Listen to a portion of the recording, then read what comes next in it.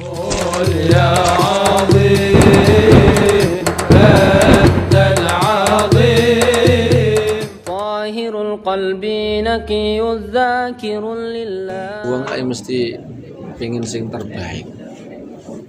Kayaknya sih gak pengen sing terbaik guys. Semoga dalam urusan dakwah ini. Urusan dakwah itu ya pasti semuanya itu menginginkan yang terbaik. Tapi nyatane ini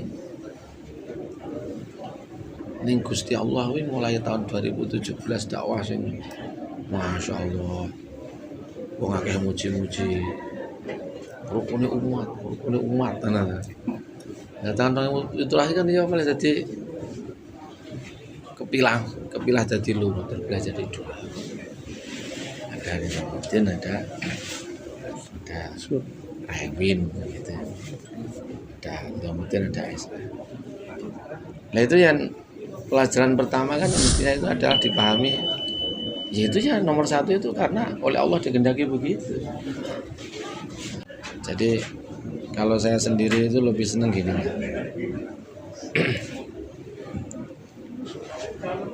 Bagaimana kita yang pernah belajar ngaji di Temboro itu nomor satu karena dilatih untuk istiqomah jaga amalan, ibadah, hayatul kursi, istiqomah dan sebagainya. Nah itu ya itu dijaga dan istiqomahkan sampai mati. Itu nomor satu. Kemudian yang kedua, bahwa karena kita itu juga pernah belajar mengaji, ilmu. Nah itu yang ilmunya itu ya diajarkan.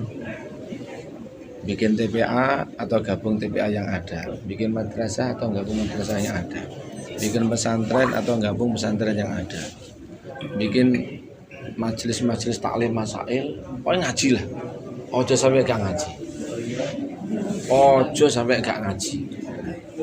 sampai gak ngaji atau gak ngulang ngaji. Nah, sekarang bicara ngaji itu dari bukti sejarah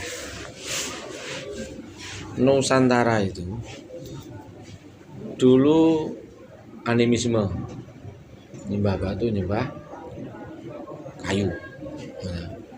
Lalu datang Buddha. Kemudian Buddha itu hampir menjadi mayoritas lah. Lalu disusul Hindu. Intinya Hindu Buddha itu jadi mayoritas berpuluh-puluh tahun. Kemudian datang Islam. Terutama begitu generasinya Wali Songo berubah. Nusantara yang tadinya hampir 100% atau mayoritas itu Hindu Buddha itu berubah jadi mayoritas Muslim. Berjalan ratusan tahun. Setelah itu datang penjajah Eropa, Portugis, Belanda, Inggris. Itu tidak kurang 350 tahun. Dan mereka itu juga ngerahkan misionarisnya, dai-dai, ada yang Protestan, Nasrani, pokoknya Kristen lah. Tapi anehnya setelah 350 tahun itu tidak berubah, tetap mayoritas Islam. Animisme didatangi Hindu Buddha jadi Hindu Buddha. Hindu Buddha didatangi Islam jadi Islam. 300 tahun, 500 tahun didatangi Nasrani tetap Islam. Nah, itu kan sejarah luar biasa itu. Artinya itu ada pertahanan yang begitu hebat.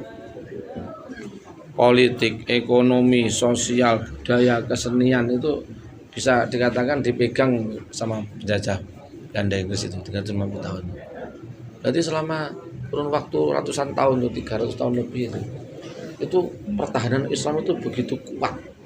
Padahal waktu itu dijajah oleh penjajah yang tidak karu-karuan lah ini ya. Nah, sejarah itu mencatat pertahanan yang paling kuat itu terbukti adalah pondok pesantren.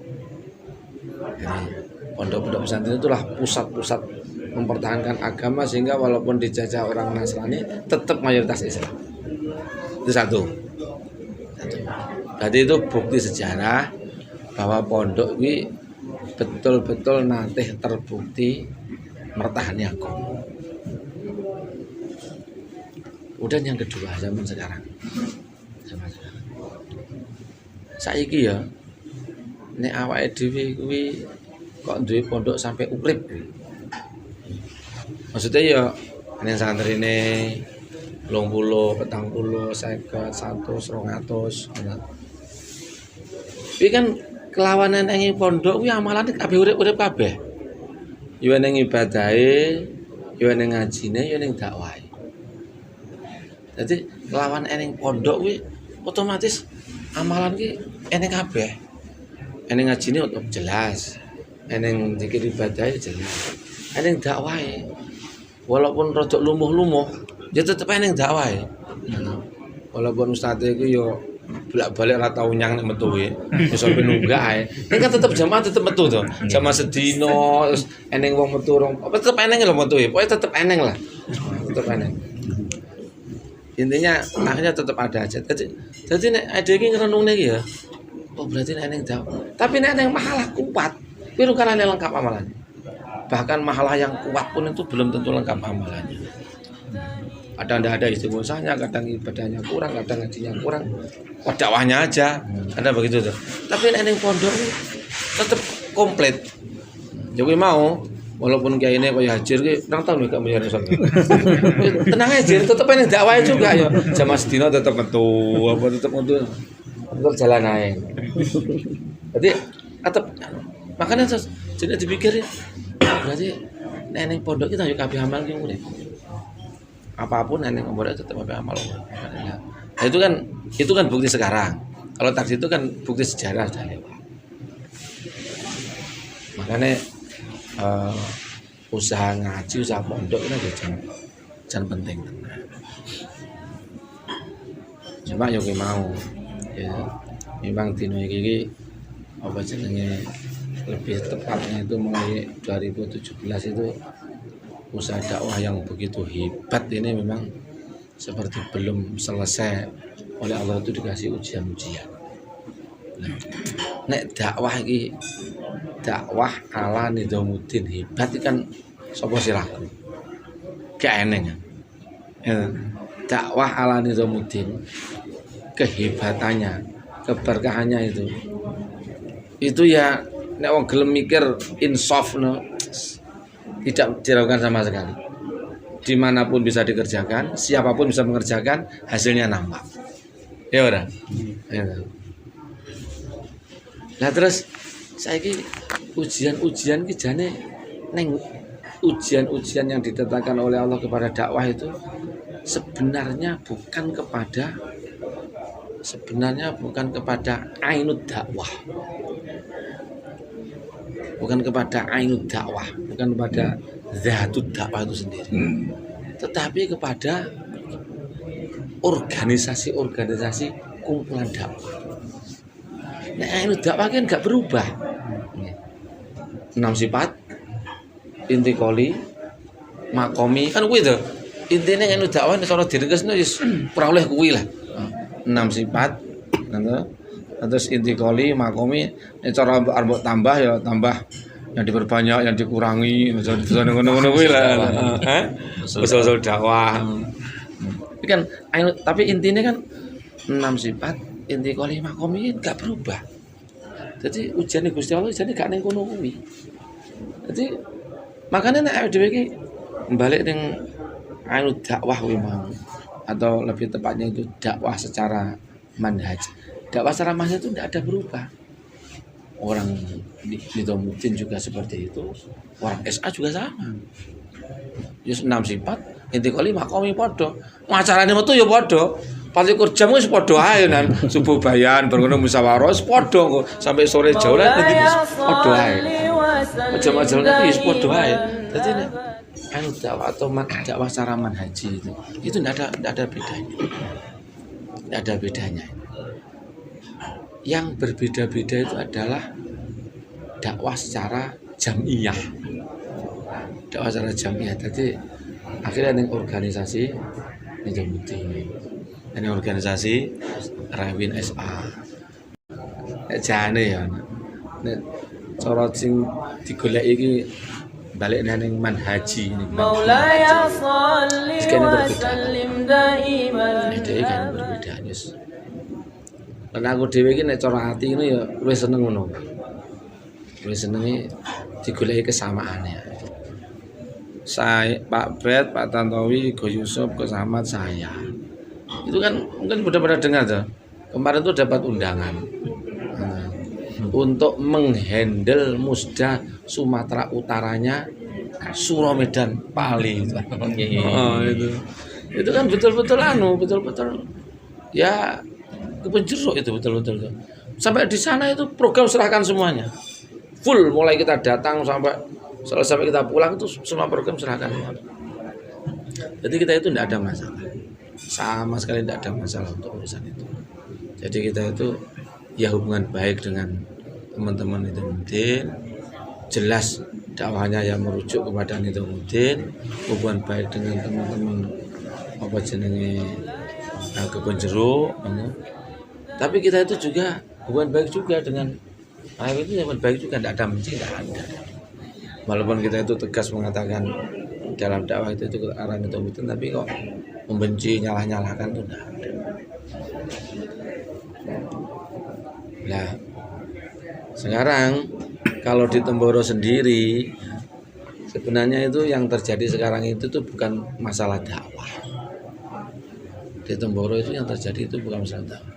Itu masalah infirodinya Pak Kiai dua itu, Pak Ifatah dan Pak Ibet. Itu bukan masalah dakwah itu. Jadi kalau ada ini yang hujat ini adalah urus Kebon Jeruk Istimewa Nizamuddin, gak ngono kuwi. Lah lagi orang minggu kempukur lah aku diundangi Nizamuddin nih. Diundangi Kebon Jeruk ya. Kan Medan itu Kebon Jeruk itu. Kita menghandle. Seminggu sebelumnya saya itu diundang untuk menghandle Istimewa Kabupaten Bandung Barat yang juga jelas-jelas Kebon Jeruk. Dan orang Kebon Jeruk itu tidak ada masalah dengan, dan kita itu betul-betul tidak ada masalah. Ya memang ada ada jenenge, tapi kok sampai tukaran gak jenenge. Nah kok ning Boro kok dadi ngono ya saiki ya. Ya memang betul-betul beliau berdua. Itu masalah infirodi bukan masalah dakwah itu. Ya saiki ning Boro sing diuji makmure, ujian untuk para makmur.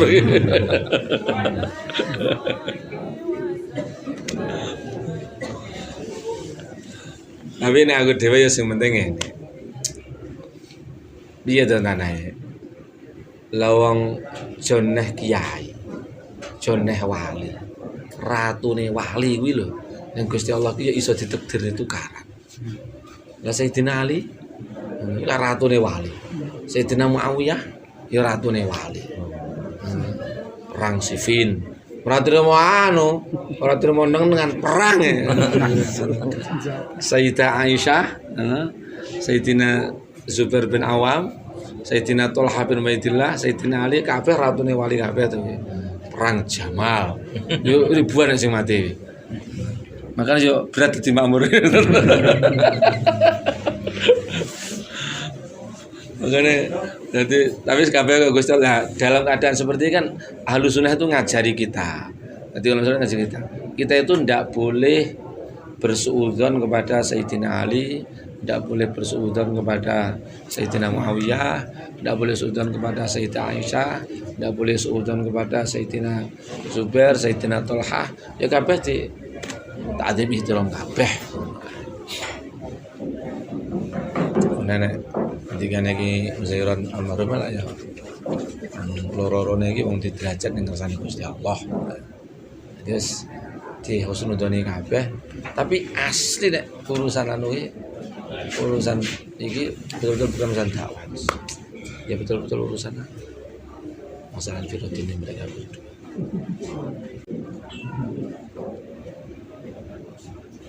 Jadi apa jenenge ning Boro dhewe iki sing penting saiki sebagai alumni ndongakne lah kabeh. Ora kiai gak wali gak nabi kabeh ya makhluk Gusti Allah sing ngerane Gusti Allah. Dadi nyuwun ning Gusti Allah diparingi sing muga-muga tambah din tambah rukun.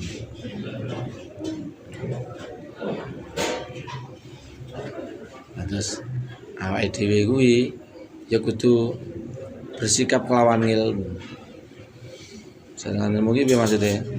Ning dakwah ki yo mantep, ning arahane ki mungkin ki mantep, tapi ati ki aja eneng suudon nyalahne sapa ae. Kabeh ulama ya dihormati, kabeh masyayikh ya dimulyakne. Nah terus eneng neh satu lagi, jangan banyak bicara masalah. Jangan innalillahi rijalan yumitunal qatilah bitarki dzikrihi. Allah itu punya wali-wali cara menghentikan masalah itu yaitu dengan tidak membicarakan. Tidak usah dibicarakan terus. Kan aku mau tuh, nek ada iki sibuk ning manhaj itu nanti dengan siapa saja oke. Tapi nek sing dipikir iki jamiah, was panas terus nggawane. Melu rombongane sapa, melu sapa panas. Tapi nek sing dipikir iki manhaj 6 sifat inti kali makom itu penak, nyapa penak. Tapi nek dhewe iki sibuk ning kuwi mau ainud dakwah utawa dakwah secara manhaj insyaallah. Tapi juga tak maklumi juga nek wong dalam keadaan ini ki bingung gak rampung-rampung yo ya maklum juga. Opone sing dino-dino nyekel sosmed kuwi. Wis insyaallah kuwi. Itu jaminan tambah bingung malah. Jadi kita itu ya yakin dan betul-betul yakin dengan keberkahan amalan dakwah ini. Tetapi juga hatinya itu dibikin lapang.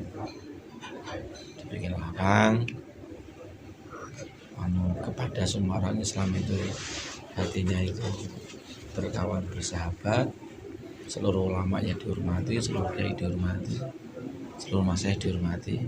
Tapi kita sendiri juga yakin dengan apa yang kita kerjakan.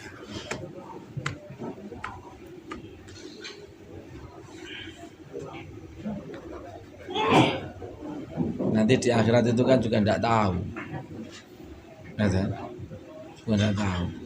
Sekarang ada orang gembar-gembar, kami yang Nizamuddin asli, kami yang ikut arahan, gembar-gembar ini.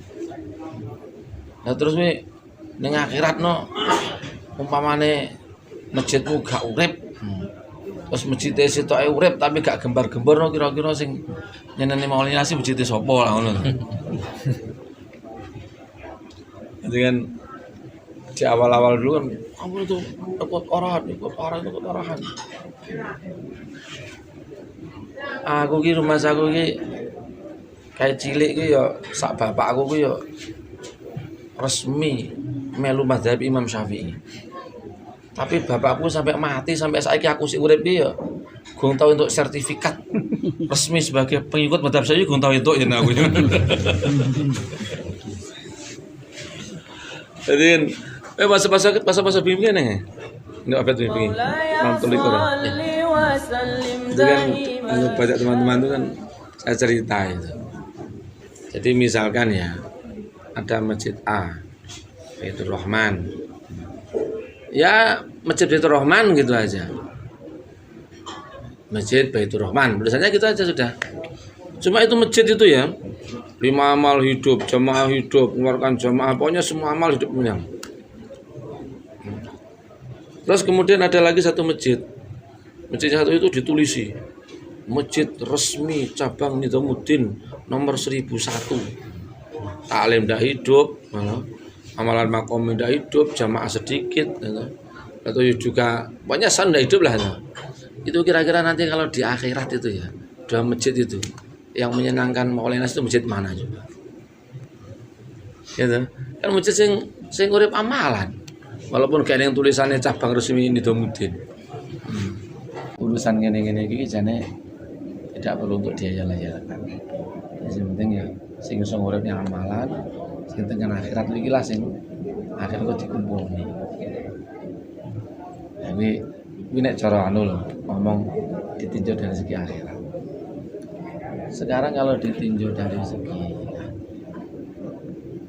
ilmu, kalau kita kembalikan ke ilmu kita,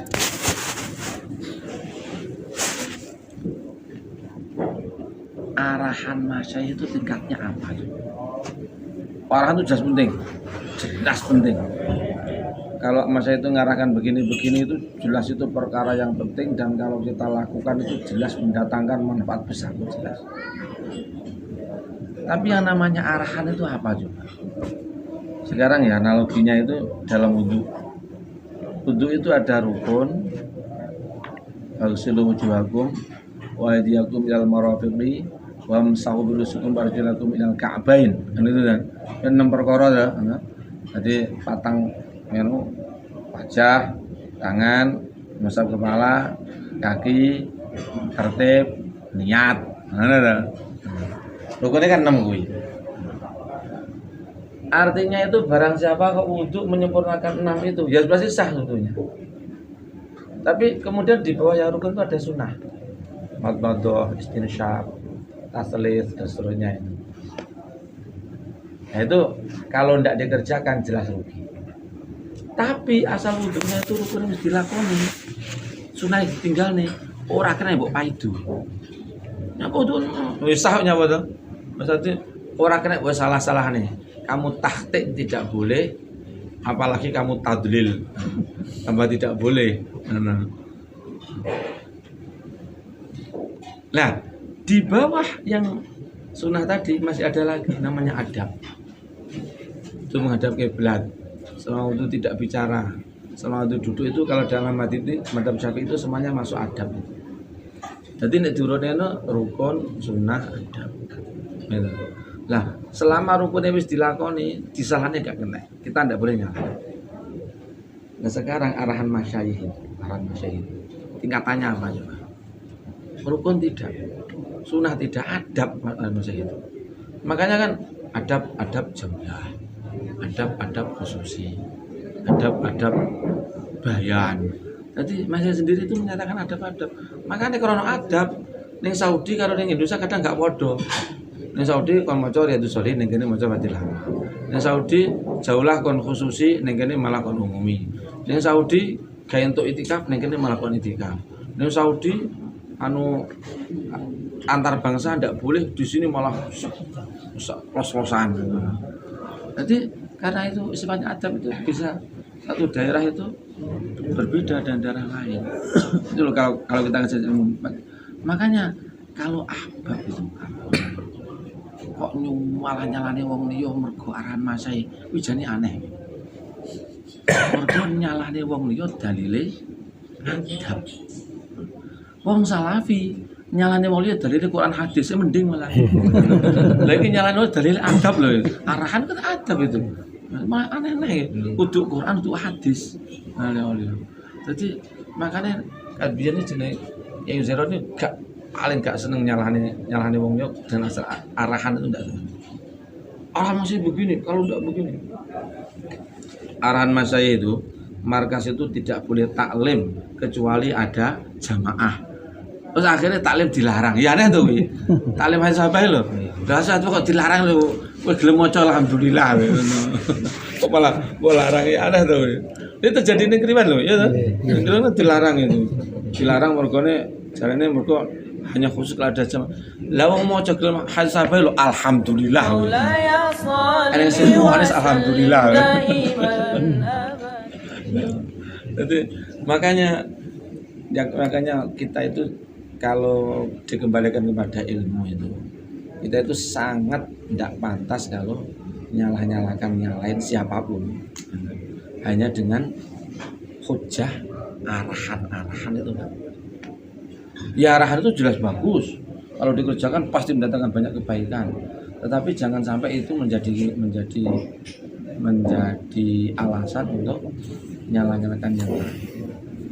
Wong salafi tahti, lalu tabdi', lalu tadlil, lalu takfir. Alasannya Quran hadis mending. Lah iki tahti wong liya alasane arahan. Nek gak bener malah tadlil malah ngono.